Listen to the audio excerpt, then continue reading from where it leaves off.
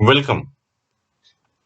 In this session, we will see how to do basic survival analysis in ECR. I have already uploaded and loaded the dataset JC4922 in ECR. I've saved it as the dataset serve. Now, if you see the dataset over here, each row represents a patient, and this was a initial test set for validating the prognostic variable, the genomic grade of breast cancer. So all these are breast cancer patients over here. Now, over here, what we have are the various variables for the various prognostic factors. For example, the grade, the ER status, the lymph node status, the P53 mutant status, age, and size in millimeters. Besides this, we have a event variable. The event over here is RFS. RFS or recurrence-free survival. That is the event over here that is coded as 0 or 1. 1 representing whether the recurrence occurred, 0 representing when the patient was not having recurrence at the time of last follow-up and when the patient was censored. We have two variables over here, years and months. That is years to the last follow-up, months to the last follow-up. To the last follow-up, if the event of interest did not occur, or the follow-up till which the event, that is recurrence, occurred. So we have to see how to construct the Kaplan-Meier curves, how to do the log rank test, and how to do the Cox survival analysis. To do the Kaplan-Meier curve, we go to the survival analysis uh, from the statistical analysis menu, and then click on the Kaplan-Meier survival curve and log rank test. We have this over here, the time to event variable.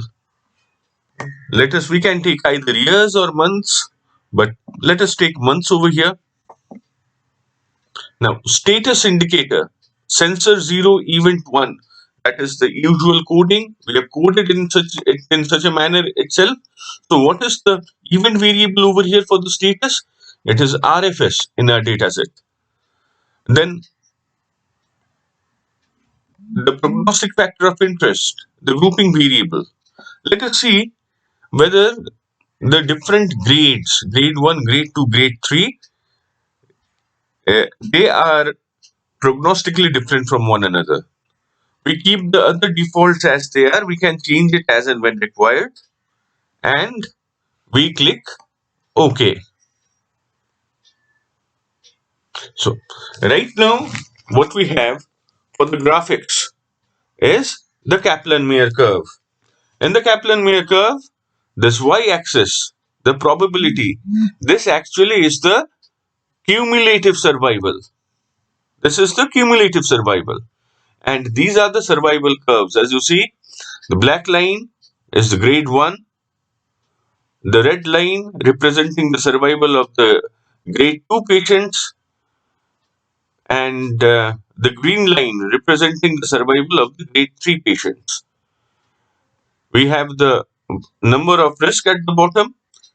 If we want to get the median survival, what we do is we take a point at around 0.5 over here, draw a horizontal line straight, and see where it cuts the curves.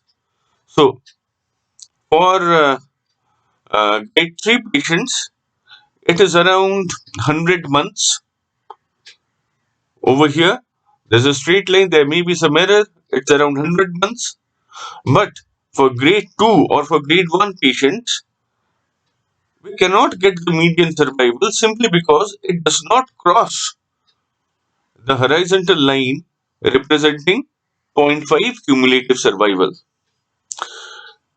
To get the results of the long rank test, we go to the Output window, we see grade 1 68, grade 2 126 patients, grade 3 55 patients, chi-square on 14.1 on 2 degrees of freedom, p is equal to 0.0008.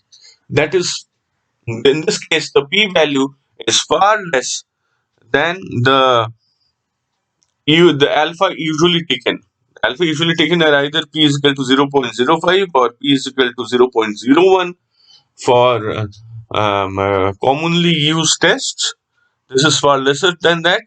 That is why, in this case, we can say that the difference in survival that we observe between grade 1, grade 2, and grade 3 patients as the Kaplan-Meier curve, the difference in survival can not only be visualized, but they are also statistically significant.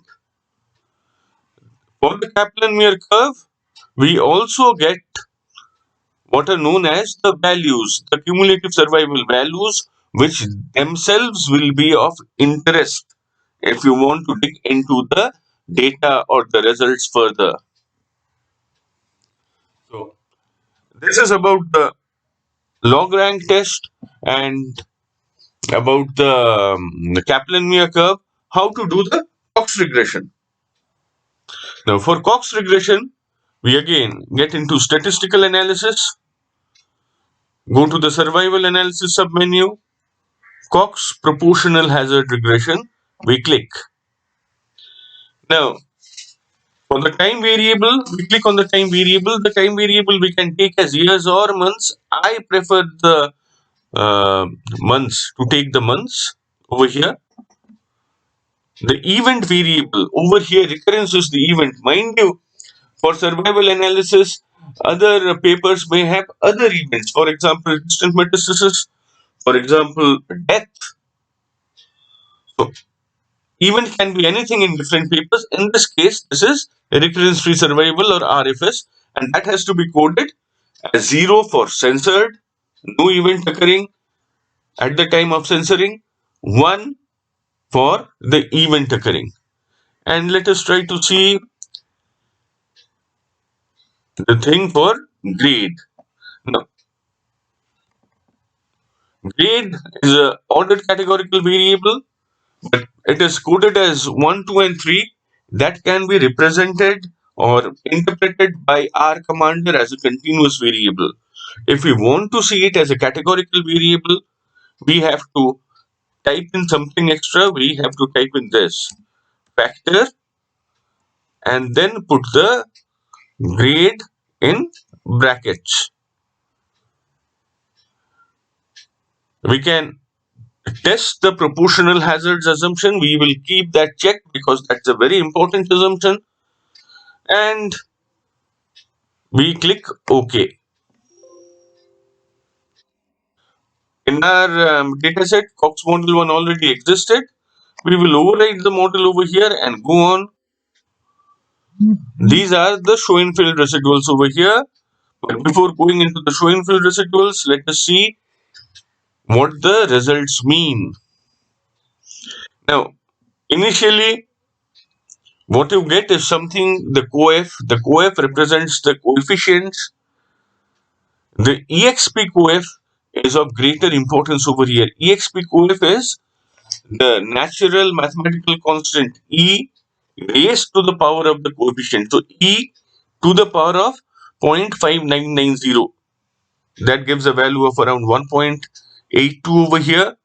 E raised to the power of 1.14 gives a value of 3.149 over here. Now, this e raised to the power of the coefficient, that is the hazard ratio. That is the mathematical form of what is known as the hazard ratio. Hazard ratio is the hazard rate of the group which is being assessed to the baseline group. Over here, we are getting grade 2, grade 3. The baseline group was, in this case, grade 1. Now, for hazard ratio, the interpretation is simple. Hazard ratios between 0 and 1, that is less than 1, they represent good prognosis. Hazard ratios greater than 1 represent bad prognosis as compared to the baseline group. That is, Over here, we have for grade 2 hazard ratio of 1.82. That represents bad prognosis compared to the baseline group of grade 1 in this analysis. For grade 3, hazard ratio of 3.14, that represents bad prognosis as compared to grade 1, again in this case. And the higher the hazard ratio, the worse the prognosis. So in both these cases, we get the hazard ratio, then we get this p-value. In the cases grade 2, p-value is less than 0.05. We can take it as significant. Grade 3 is far lesser than 0.05. So we take that as significant also. And for the overall survival, we can see for the overall model, we can also get the score test or the likelihood ratio test. That is for the entire model. That is beyond the scope of the current video over here. You can read up about that. Also get a value called concordance, 0.613. This concordance is a measure of the effect. This is somewhat related or somewhat analogous to the ROC curves that you read about in the diagnostic accuracy analysis. Now, the Cox regression makes certain assumptions, and we have to check those assumptions. That can be seen by the test for the model over here. And for the test for the model, you see this is the global test. You get a chi-square value and a p-value. If the p-value is significant, that shows that the proportional hazards assumption has been violated. In both these cases, the p-value is greater than 0.1, greater than 0.5. We may sort of accept the proportional hazard assumption. This supports that we can be using the assumption of proportional hazard assumption, and thereby Cox regression is possibly appropriate in these circumstances. Now, the proportional hazards assumption can also be tested by what are known as the Schoenfeld residuals.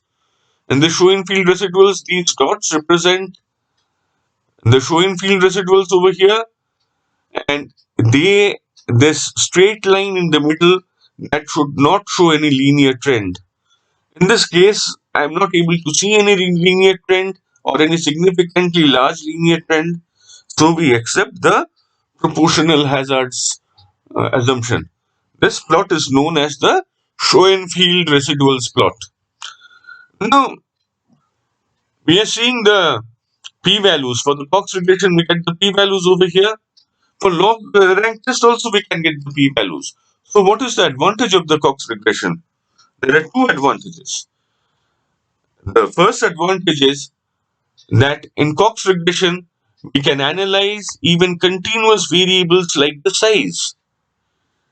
Here, we get into the Cox proportional hazards regression, and we can, instead of the grade over here, we can take the size as a variable, which is a continuous variable. We can assess the prognostic effect of the continuous variable over here. There is a second advantage that we can assess multiple prognostic variables at the same time. Let us see the univariate or single variable effect of size. We are testing the proportional hazards assumption over here. We have taken size in mm. Mind you, over here size is measured in mm. That will be helpful in interpreting the hazards ratio. Cox model to already exists. Let us override the model over here. Now, the first thing when we see the Schoenfeld residual is we are seeing that the line is going down. But let us see the results first. Let us see the results first.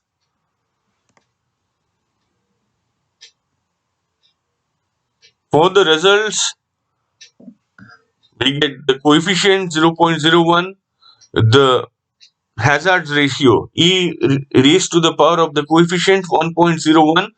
This is the hazards ratio for every unit increase in size. Over here, the size was measured in millimeters, so it is for every millimeter increase in size.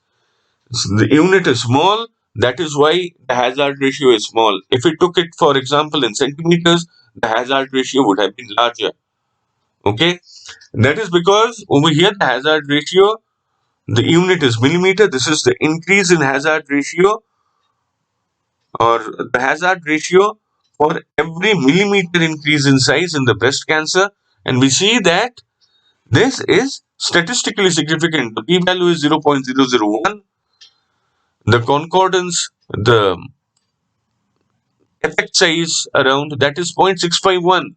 So this is in fact higher than the concordance we got for the grade. For the grade, it was the concordance was around 0.613. It is 0.651 for the size. It shows that the effect of size is greater in this case for this particular experiment. But one thing we see for checking for proportional hazards, that the p-value is less than 0.05. In fact, for a goodness of fit test, you can use a higher p-value, so as to say. So the p-value is 0.01, that is statistically significant. So the assumption for proportional hazards was violated possibly. That can be also seen by the Schoenfeld residuals. As we first saw when doing the analysis, this line is going down over time for the Schoenfeld residual. This shows that there's a time dependent effect. We should be careful while interpreting the results. There are ways to actually adjust the results or do an adjusted analysis, but that again is beyond the scope of this video.